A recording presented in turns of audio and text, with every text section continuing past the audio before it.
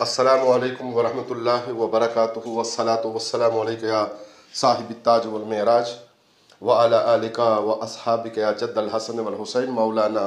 व मौला सकलैन अबिल कासिम मोहम्मद इब्न अब्दुल्लाह नूर मिन नूरिल्लाह या अय्युहल मुश्ताकून बिन नबी सल्लल्लाहु अलैहि वसल्लम तस्लीमा। ये आप देख रहे हैं एक नया मुआहिदा। इसकी तश्कील हुई सोमवार के रोज़ जिना हॉल मरी में। अमर वाक़या ये है और तफसील इस इजमाल की ये है कि कुछ अरसा पहले, सालों पहले जामिया मस्जिद गौसिया मांगा के इंतज़ाम व इंसराम के हवाले से एक प्रॉब्लम क्रिएट हुई, एक मसला पैदा हुआ। उस मसले के हल को वहाँ के रिहायशी कारी रईस साहब और ज़हीर साहब, इकबाल साहब और ये अहबाब सिविल अदालत मरी में लेकर गए। एक तवील सिलसिला चला और जुडिशल ऑफिसर्स, बदलते जुडिशल ऑफिसर्स के मुलाहिज़ा और वकला माहिरीन कानून के बहस मुबाहिसा के बाद कारी रईस अब्बासी साहब को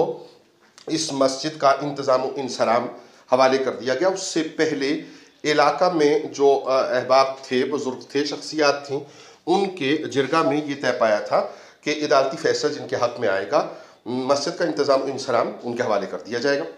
लेकिन बाद अज़ां रमज़ान करीम के आगाज़ या उससे पहले और आगाज़ में एक नया मसला पैदा हुआ कि इस फ़ैसले पर अमल दरामद के हवाले से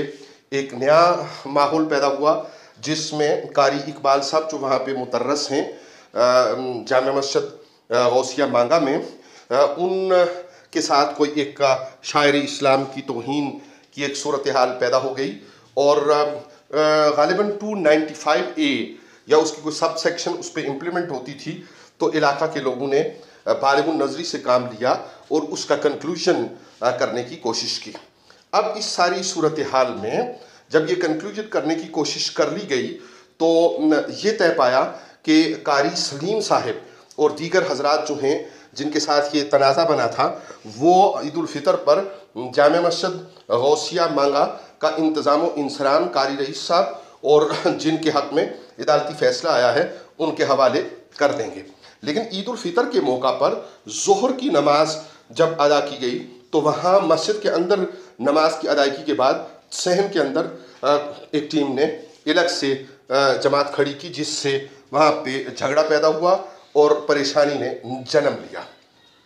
नतीजा ये हुआ कि यहाँ पे लड़ाई झगड़े की सूरत पैदा हुई और लॉ इन्फोर्सिंग एजेंसीज को उसमें दखल देना पड़ा। हम जब ये लफ्ज़ इस्तेमाल करते हैं रिट ऑफ द स्टेट, तो जो इंसानी हुकूक हैं, जो बुनियादी हुकूक हैं, जो सिटीज़न के शहरी के आम शहरी के हुकूक हैं, उनके ऊपर माथा खटकता है बाज़ हजरात का। लेकिन बहरहाल हमें अल्लाह रब्बुल आलमीन ने ये तौफीक दी कि कारी सलीम साहब के जो रहनुमायान हैं उनकी मर्ज़ी और मंशा को मद्देनज़र रखते हुए, कारी रईस साहब के हुकूक को कम करते हुए हमने एक नया मुआहिदा, जिसकी कॉपी इस वीडियो के आगाज़ में आप मुलाहिज़ा कर सकते हैं, वो